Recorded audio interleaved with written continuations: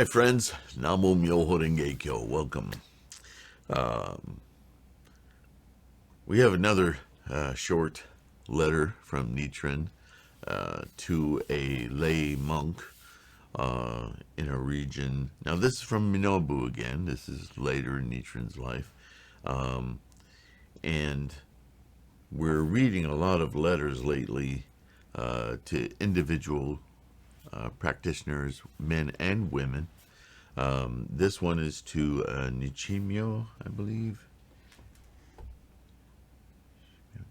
Anyway, he's a lay monk, and therefore he has people that he is promulgating Nichiren's doctrine of the Lotus Sutra. And so these people will write, in this case, this is an answer, a response, as all of these letters generally are, unless they're a specific teaching or a higher level letter to be distributed amongst followers, or letters to authorities, rulers, landowners, the government, so on and so forth, or treatises on Buddhism and the Lotus Sutra in general, right? So we have all these kinds of letters from Nichiren. This is another personal letter, but even though it's a personal letter, it's always in the context of spreading the teachings of MyoHoRenGeKyo, the Lotus Sutra, right? In this case, I've mentioned several times so far that Japan is in a lot of turmoil, both whether it's earthquakes or famine or health or so on, civil war. At this point, there's a lot of trouble with the Mongols. Kublai Khan is really spreading his empire, and he wants this island of Japan. So, Mongol envoys come and they demand things, and then they're, in this particular case, Nichimyo. I keep saying Nichimyo. I want to make sure that that's correct. What is his name? He wrote a letter, Nishiyama. So sorry, Nishiyama. He wrote a letter to Nichiren, just reporting what's going on in his town, asking advice, I'm sure, and so this is Nichiren's response. And I guess what I want to say is, when Nichiren responds to these letters from people, he responds to allay them, their fears or their ideas or their questions personally, but also in a way that enables them to spread that teaching or news or answer to their respective either followers or just their sangha, all right, their extended Buddhist family, if you will. And just a note on that, we take for granted these days that we have information portals all over the place. I mean, it's redundant to say that we have cell phones or smartphones that keep us in touch with things that normally we would never even know about in our world, right? But even go back before smartphones, if you're that old, or that experienced, maybe I should say, when we got our news from television or radio. Newsmen and women were celebrity status, because they brought us information that we couldn't be exposed to any other way. And it wasn't just information about outside our borders. In fact, it's a lament that the news is generally confined to our own nation, if not our own region, right? And that's a lament, because the more we know about the broader world, and the more exposure we have to different cultural realities, the more it enriches our lives and our own perspective on our own lives, right? So there's a limitation. But then again, you can lament that, but think before television and radio, how did you get your news? How did you know about what was going on in the world? The world was, in many ways, much smaller then. I mean, the Earth was always the same size, but our awareness of the world was very limited to our own region. You know, if you live in Mississippi, for instance, what goes on in New York or Chicago or Florida or Tennessee, for that matter, is very much obfuscated from you, right? Same for anywhere. And so what I mean to point out here is that if you go, you don't have to go back very far, generationally or in years, to see that news is basically gossip and rumors. You really relied on the human gift for blab to find out what was going on in your area. And you had to depend on, in other words, trust the information, that it wasn't colored either by your own ears or by the person from whom you were getting the information. So this reportage was always a critical aspect of security, identity, right? Our human experience. So Nichiren, for his endeavors, was very reliant on communications in letters to more directly experience what somebody was saying to him. In other words, it wasn't just word of mouth, but it was documented, which, you know, we're still reading today. Look at the gift that it is for our experience of not only Buddhism, but life itself, right? So this documentation, these letters back and forth, were the source of information for people. They had no other avenues. All right? So you have to understand that with that onus on these communications, a lot was attempted to be accomplished. They weren't just casual, hey, how's it going? Oh, pretty good, you know, take it easy. They weren't just casual missives, right? They were opportunities to get the most communication, the most, can I say, the widest breadth of knowledge conveyed one to another, right? So when Nishiyama wrote a letter to Nichiren, or anyone who wrote a letter to Nichiren, they would say, thank you very much, and thank you for everything. Here's what's going on in my area. How should I deal with this? How should I tell my family? How should others do? This is what I know of what's going on in my area. Can you give me advice, or could you tell me what's going on in the broader area, because I'm not hearing anything? I mean, these communications were very, very important. And don't forget that all of them were delivered by not an assembly, but generally with more than one messenger, because traveling through the country was quite an ordeal as well. So you would have these groups. The word escapes me right now. What do you call these envoys and these groups? So you would have this delivery of multiple letters, as well as a face-to-face report from the journey these people had, and their kind of survey of everything they went through to get there. So these face-to-face and these letters were the mode of knowing what the heck was going on, and education and sharing knowledge and so forth. So this letter is about the Mongol Envoys. So we'll get into it here, but of course Nietzsche is going to take the opportunity not only to comment on what Nishiyama has told him, but how all of this relates to MyoHoRenGeKyo, which will help Nishiyama and his family, and by extension the Sangha that he is a part of, right? Okay, so here we go.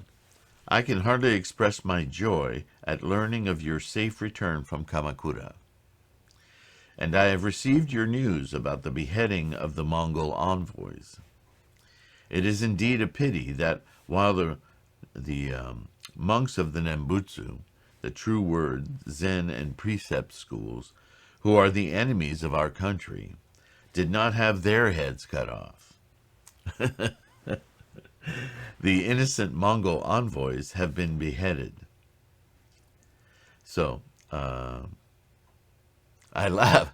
I laugh because every time I read something like this, or I'm reminded of, the old saw that all Buddhists are pacifist vegetarians. And here is Nichiren saying, they should have their heads cut off. That doesn't sound like a pacifist, does it? But anyway, mythologies are what they are, right? So, he goes on to say, well, just so you know, the Mongols sent envoys to Kamakura, where Nishiyama was stationed, his tour within the Kamakura shogunate and government. And obviously, Nichiren is glad that he's back home with his family in Sangha and didn't get murdered or killed while he was in Kamakura, because all this exchange of civil war and Mongol invasion and so forth. So the Mongols sent these, 4 or 5 envoys to deliver the news to the shogunate that we expect you to pay homage to the emperor of the Mongol Empire, right? And the shogunate responded by beheading them. The old adage, don't kill the messenger. Well, they used to kill messengers. That was their response. I guess relying again on that network of rumors and gossip to get back to the empire, right? So let's go on. Those who are unaware of the particulars of the matter will no doubt think that I say this out of conceit, because my prophecy has been fulfilled.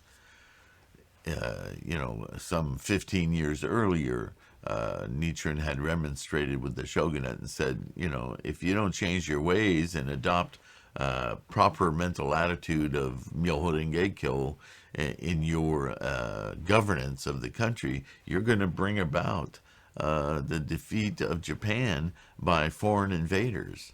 And so this is what Nichiren is mentioning, is this people think I'm full of myself with the I told you so kind of thing, right? Yet during this period of more than 20 years, he continues, this is what I've been privately lamenting about day and night to my disciples, and what I've publicly declared time and again. So here it is, it's happening, right? Among all grave matters, the ruin of the nation is gravest. The Sovereign King's Sutra states, quote, among all disasters, nothing surpasses the extreme gravity of losing the nation's sovereign status, right? It shakes everyone's constitution, right? This passage means that among all negative influences or evils, the worst is to become ruler, govern wrongfully, and have one's nation defeated by a foreign land. There's the I told you so again. The Golden Light Sutra also states, quote, because evil people are respected and favored and good people are subjected to punishment, marauders will appear from other regions and the people of the country will meet with death and disorder, end quote. This passage, he says, means that when a person becomes the ruler of a state and values evil people while attracting blame to good ones, attaching blame to good ones, that country will surely be defeated by another land. The 5th volume of the Lotus Sutra states, quote, they will be respected and revered by the world as though they were arhats who possess the 6 transcendental powers, end quote. While explaining the appearance of the enemies of the Lotus Sutra, this passage is saying that the ruler of the country will revere those who firmly uphold the 250 precepts and who appear to be like Mahakashyapa and Shariputra, and will attempt to destroy the votary of the Lotus Sutra. So, these are teachings we've heard before. Obviously, Nichiren is reminding Nishiyama that, this, we know why this is happening, right? Excuse me, dry mouth again. So as I said before, it's a teaching moment, right? He continues. Now, what is known as a teaching of importance is nothing special. One who can, in accordance with the time, discern without the slightest error what is important both for oneself and for the country is a person of wisdom. The Buddha is called worthy of respect because he ponders the past and knows the future. Nothing surpasses the wisdom of knowing the three existences. Although they were not Buddhas, because sages and worthies such as Nagarjuna, Vasubandhu, Tendai, and Dengyo, though not nearly to the same degree as the Buddha, generally understood the affairs of the three existences, their names have been passed on into the future. Ultimately, all phenomena are contained within one's life, down to the last particle of dust. The 9 mountains and the 8 seas are encompassed in one's body, and the sun and moon and myriad stars are found in one's life. We, however, are like a blind person who is incapable of seeing the images reflected in a mirror, or like an infant who has no fear of fire or water. The teachings, such as those of the non-Buddhist writings, and those of the Hinayana and provisional Mahayana Buddhist scriptures, all partially explain the phenomena inherent in one's life. They do not explain them as the Lotus Sutra does. Thus, among the sutras, there are both superior and inferior, and among people also, sages and worthies may be distinguished.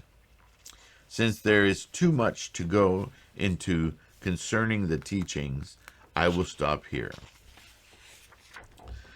I deeply appreciate your sending a messenger so quickly after your return from Kamakura, and in addition, you sent me various offerings, which I am very glad to have received. While all the people in Japan lament, I, Nichiren, and my followers rejoice amid the grieving.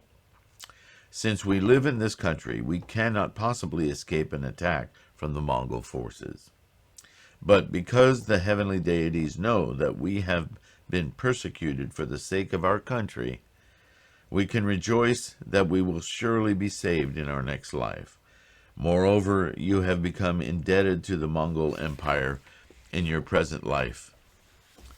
Had this situation not arisen, as this year marks the 13th anniversary of the death of the lay monk of Saimyo-ji, the commemorative hunt would no doubt have been held on your estate, and you would be in Tsukushi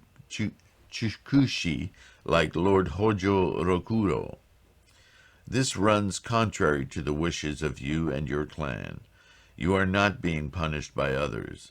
From another point of view, could it not be that you have been saved due to the protection of the Lotus Sutra? Yours is a serious misunderstanding. Though so joyful a thing as this has occurred, and though I would have to like to go and congratulate you in person, others would hear of it and think it strange, so I have refrained. I responded immediately, Nichiren. So,